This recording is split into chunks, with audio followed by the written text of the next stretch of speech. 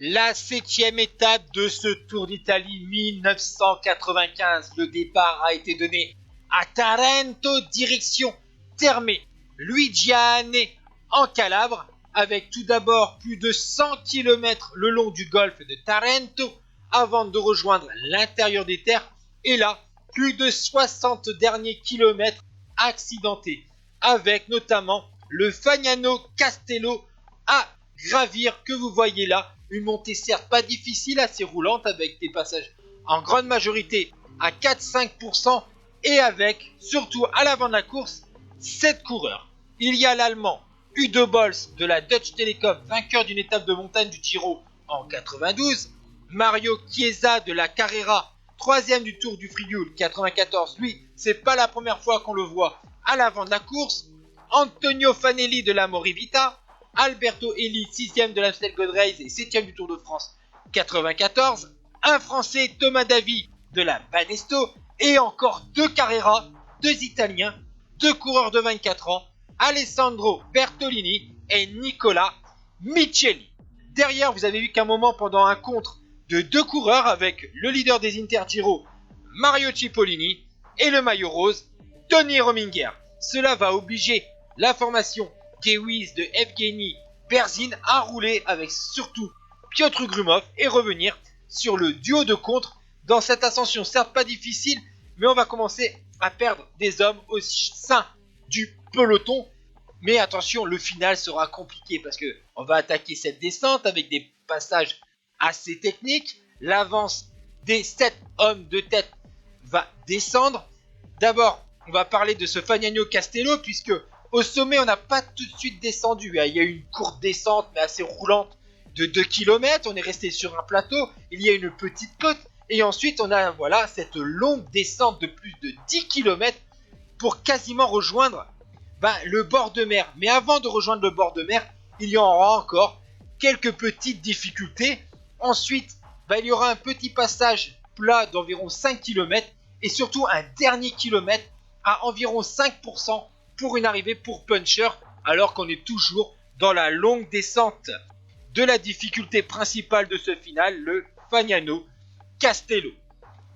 On arrive à 15 km de l'arrivée, vous voyez sur le profil qu'il y a quelques bosses, et d'ailleurs, dans une de ces petites bosses, un coureur ukrainien, Sergei Uchakov, de la formation Polti, lauréat de l'étoile de Bessèges avec 2 succès d'étape et 10e de Paris-Nice, tente de surprendre les équipiers de Tony Rominger, Daniele Nardello et Andrea Noé. Mais on va voir que l'avance de l'Ukrainien ne va jamais dépasser les 15 secondes, malgré que c'est un final sinueux et technique, avec des rampes à plus de 8%, mais c'est surtout casse-pattes, et Uchakov, il est tout seul, et malheureusement pour lui, la Mapei GB de Tony Rominger a des ambitions pour la victoire d'étape et l'Ukrainien est vite repris alors qu'on a toujours les 7 hommes à l'avant de la course. Il va falloir se dépêcher pour les équipiers de Rominger alors qu'il reste 7 km et l'avance est encore de plus de 30 secondes pour les échappés matinaux, alors qu'on voit que Mario Cipollini est encore bien placé en 5ème position. On voit qu'il y a Capucci, il y a Evgeny Berzin, Francesco Casagrande et surtout Maurizio Fondries de la Lamprey, qui a été battu sur un final en côte par Tony Rominger au début de ce Giro d'Italia. On sait que l'Italien de la Lamprey,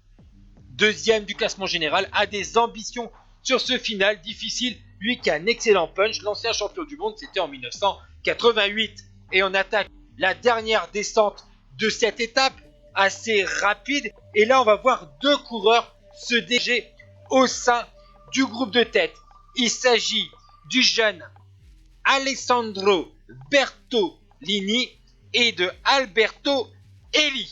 Derrière, les 5 autres compagnons de l'échappée vont être repris dans cette portion plate d'environ 5 km sur la côte, tandis que les Mapei continuent à travailler, mais il y a aussi la formation Gewiss qui a décidé de prendre les choses en main pour Piotr Grumov ou pourquoi pas Evgeny Berzin, et les Lamprey, bien sûr, pour Maurizio Fondries, tandis que les Mercatoneuno essayent de replacer Francesco Casagrande. Le coureur italien, lui aussi, apprécie ce genre de finale. Et vous voyez que les deux hommes de tête, alors qu'on a entamé le dernier kilomètre, ils n'ont pas été repris. Alors les Gewiss sont obligés d'imposer un gros tempo et c'est Piotr Grumov devant Evgeny Berzin. On voit que Rominger est positionné en troisième position de ce peloton et le dernier coureur de l'échappée tente tant bien que mal de résister, c'est Bertolini, de résister au retour des favoris. On voit que Casagrande et Fornaciari sont dans la roue de Tony Rominger et de Fondriest. Certains coureurs favoris commencent à perdre du terrain. On pense notamment à Evgeny Berzin qui a du mal à résister à cette accélération de Tony Rominger. Est-ce que le Suisse va décrocher une nouvelle victoire d'étape sur ce Giro d'Italia? Eh bien non. Le vainqueur de Milan-San Remo, de la Flèche Wallonne et du championnat de Zurich 93, Maurizio Fondriest, décroche un troisième succès en 1995 après le prologue du Tour de Catalogne et une étape des 3 jours de la Pagne. Il devance Tony Rominger, Francesco Casagrande et Paolo Fornaciari. Grumov a fini à 2 secondes, Simon Capucci, Lely Rebellin, Berzin à 5 secondes. Et au classement général, il y a quelques modifications avec le temps puisqu'il y a eu des cassures, mais Tony Rominger, bien sûr, reste en rose.